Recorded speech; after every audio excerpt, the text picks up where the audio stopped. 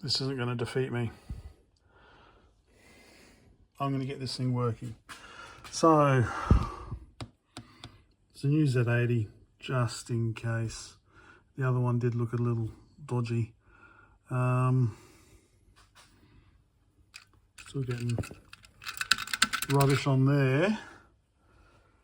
And every now, it's not starting up sometimes. Sometimes it's not starting up properly as well. So I've been doing some reading about the Z80. One of the things I read is that basically, you know, if you're building your own SBC to get the Z80 up and running, the interrupt, let me get my pointer. This is powered on, so I'm using my plastic pointer. Interrupt pin 16.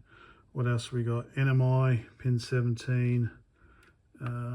We've got bus request and wait pin 24, bus request pin 25 are all active low, so basically tie them to 5 volts. So I assume they should be high for this thing to be running. So let's see. Okay, it's not ideal, but we've got up the top. So this is powered on at the moment, so you can see we've got junk on the screen. We've got interrupt, which is low, permanently low, so that means it's active. NMI is high, wait is high, and we can see bus request is toggling. So if we power off, let me start running that again. Okay, and this is one of the times when nothing happens. We get a black screen. Again, we get interrupt at the top is low, and the other 3 pins are high. So that's probably what we would expect. Power off, we can see that they all go low. Interrupt remains low. And we've got one character here in the corner, and we can see occasional activity on bus request. Again, interrupt is permanently low. Power off. And power on, so yeah, we can see black screen, there's no activity. Again, interrupt is just low. So maybe that's the issue. And on, yep, nothing. Off, oh, there we go. And yeah, okay, so we can see we've got activity on the bus request line, and we've got garbage on the screen. So yeah, so I guess 2 issues, I guess. Why is interrupt permanently low? And why is it intermittent? Why doesn't it boot all the time? So maybe I'm making progress. Maybe I've got somewhere to look at now. I'm going to have a look at what's happening with the interrupt line.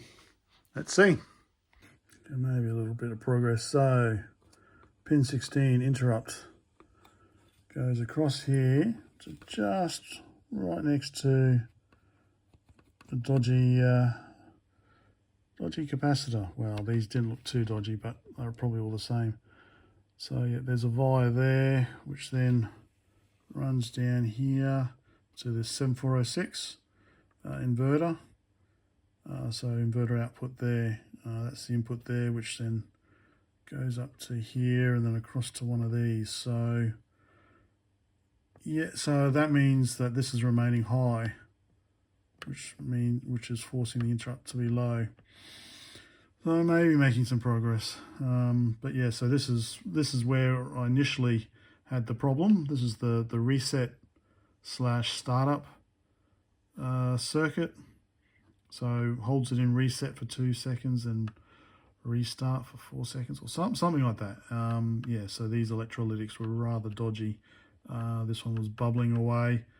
I've replaced this resistor here because there was a bit of corrosion.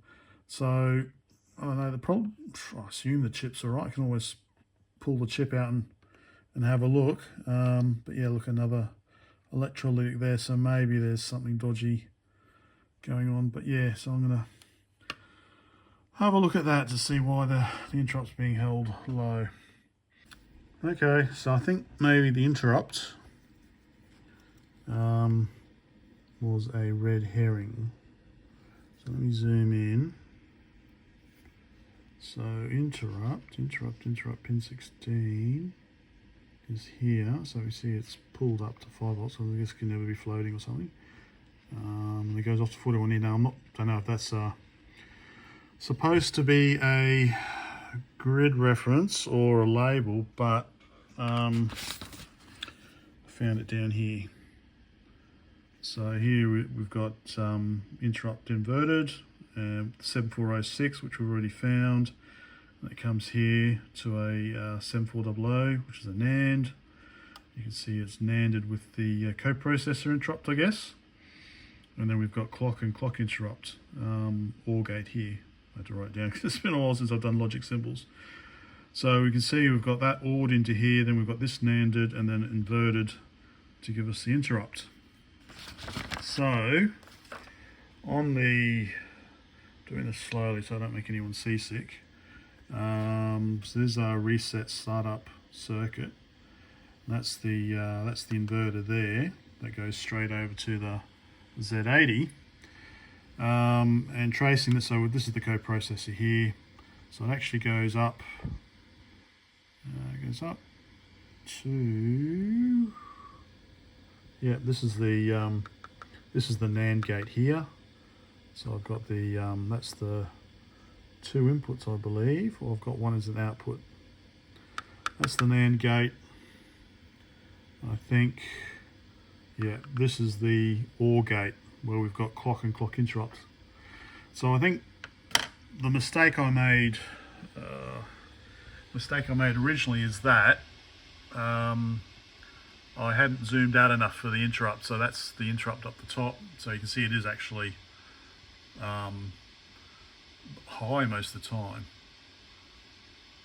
Although, yeah, so last time it was active low. It was low all the time.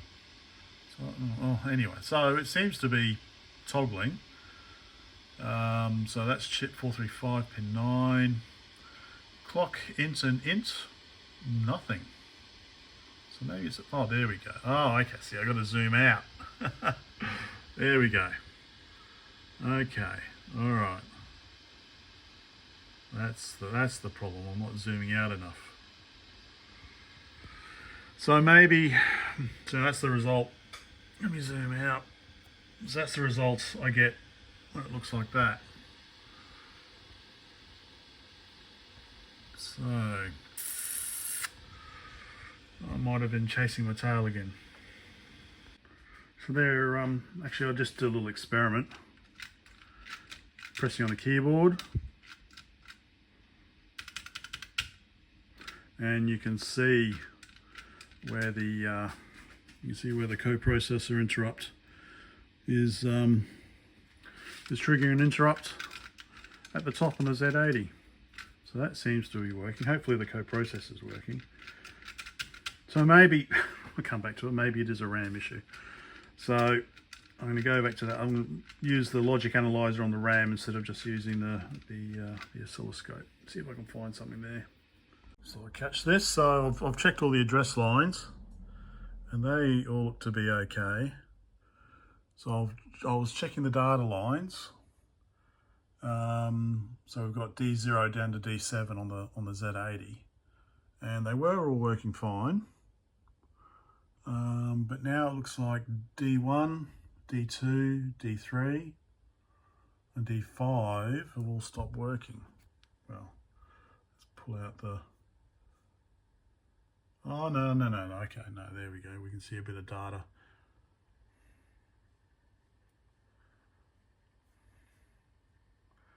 Yeah, all right, no, there's still data. It's just not as frequent anymore. And this is the effect I get now.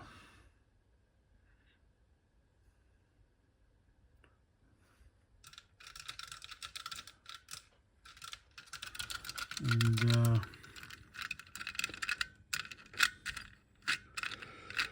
so, yeah, still working on it. So if we're getting data in, well, okay, obviously if we get data from the ROM, but I assume also the RAM must be working then. Let's power off.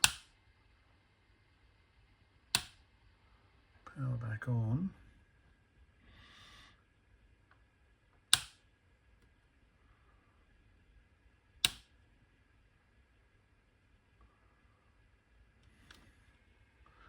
Maybe it is RAM because, you know, it's the display's all, it's all corrupt.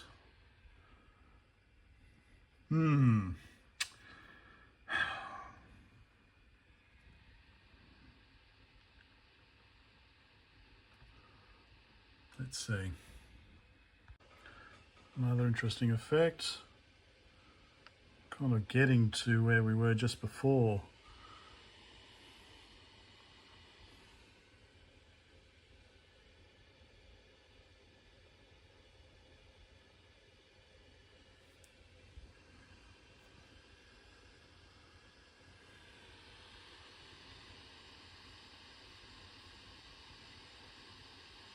Lots of data on all the other lines except for D5.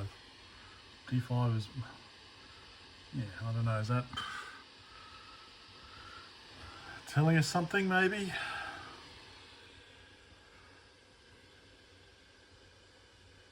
And, okay.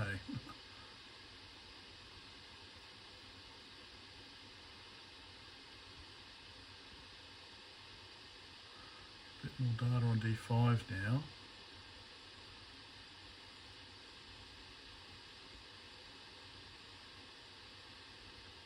Not as much as everything else.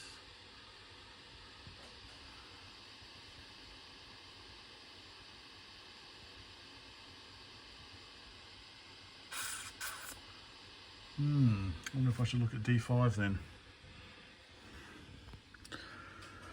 Let's have a look.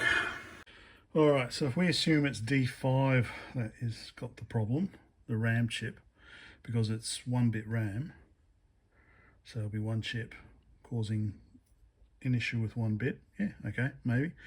So we've got the data inputs here on the Z80, data inputs and outputs, I guess. D0 up to D7. D7, D6, D5, so yeah, D5. Okay, so it goes through the 3 ROMs, out onto the bus, expansion port up here, I guess. So it's third from the top, so third in. So have a look, so it goes down here to the third in, third up here. Goes down to this 412, which is a 74LS 257, which is a two-way multiplexer, I think. So third line down, that's input or output 3Y. So 3A is clock interrupt, inverted, and TPI in, 3A and 3B. So I believe if the selector is low, then we choose the 3A input. If the selector is high, then we choose the 3B input.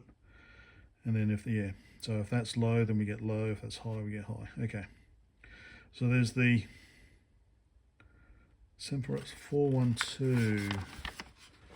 412. There's 412.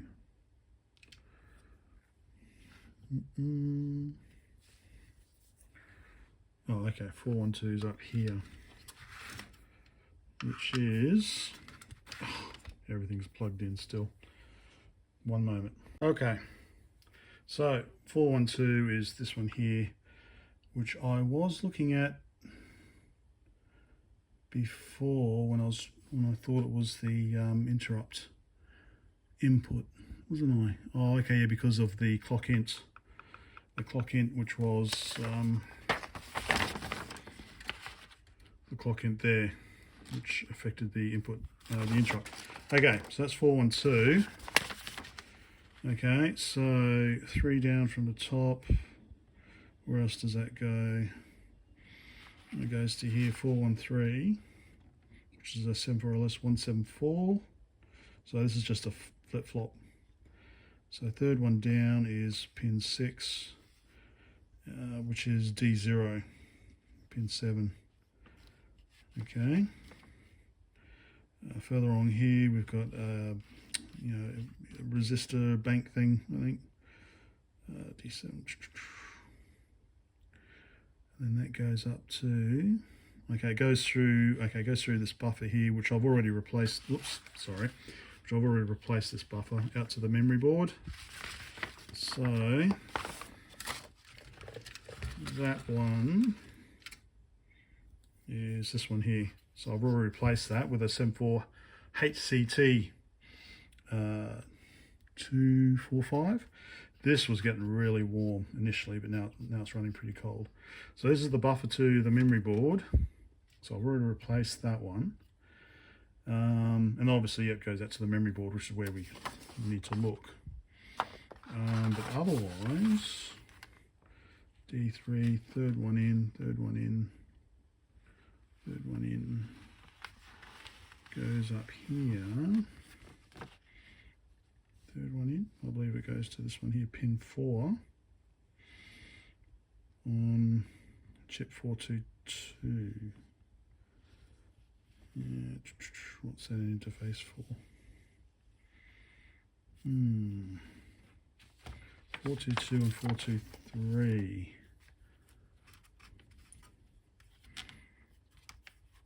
Oh, okay. Right down here, right beside the chip I've replaced.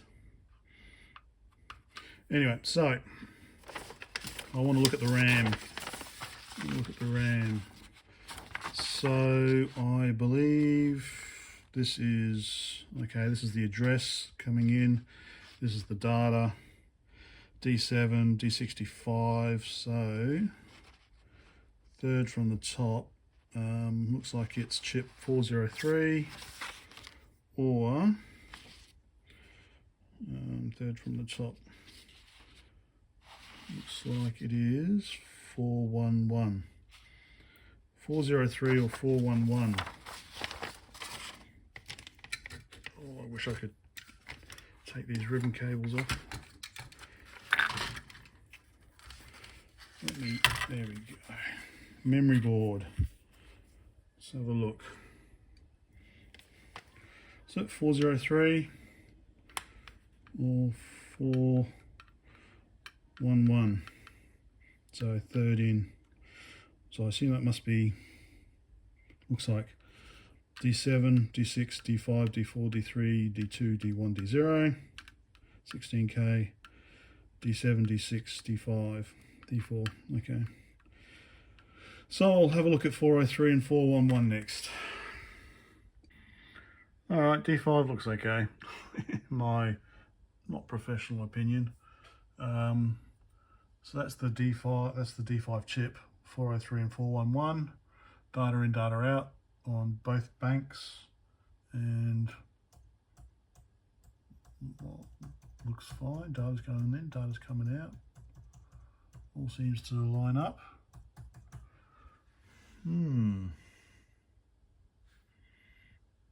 So I took out one of the address multiplexers that I'd replaced. Seems to be working just as well as it was before. You know, we've got data in, data out. Where's my mouse? You zoom in, zoom out. So that's the D5. Seems to be working just as well as before. So I don't know, maybe, you know, see the address is coming out okay on the Z80. So these are the address multiplexers here. These are the addresses addressed to the memory board, and these are the multiplexers. Which one did I take out? 403. Are they numbered? Or are they all the same chip? Oh, they might all be, oh no, they've got different pin, no, they've got the same pin numbers. Yep. 2, 3, 4, 5. So maybe I should, I don't know, replace the address, replace every bloody chip on the board. I still want to resocket the code processor just in case there's some damage. I don't know, in case there's some damage under there from the electrolytic.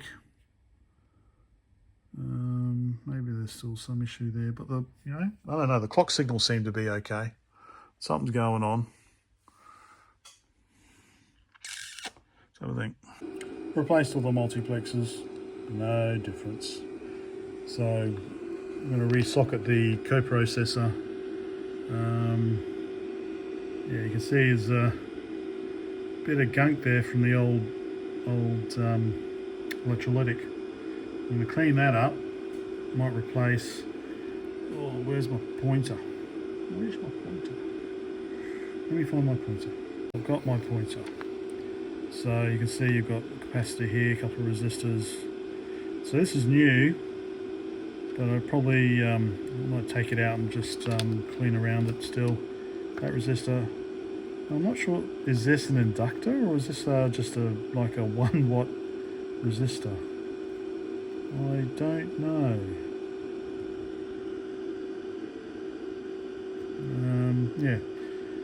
So I don't know.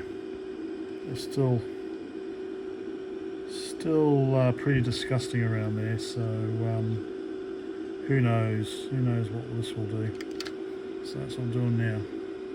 Okay, I think I'm going to knock this on the head. I noticed one mistake I made with the EPROMs when you're using, looking at the change, at the modifications.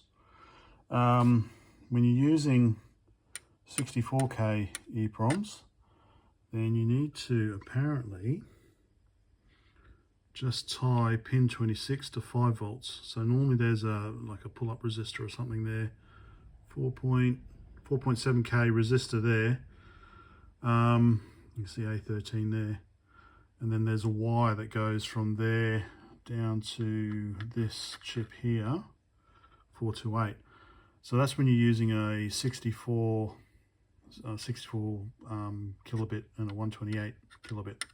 So when you're using an 8K and a 16K ROM.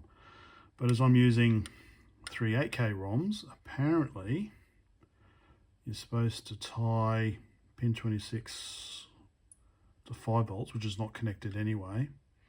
And then you have to stick this link in there. So I didn't have that. But not that it makes any difference. Surprise, surprise.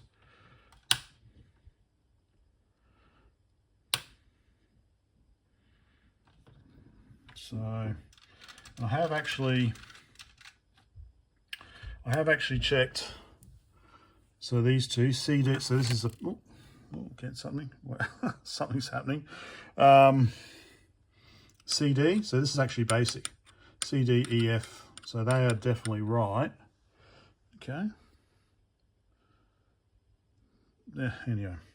So these are definitely correct. I have actually compared these with the original ROM I took out, and they are byte for byte identical. That's CD, EF, and that's AB. So I assume that one's correct as well. So yeah, it could still be RAM. But I've got replacement RAM, but I want to test it all properly first. So I might give this have a break from this.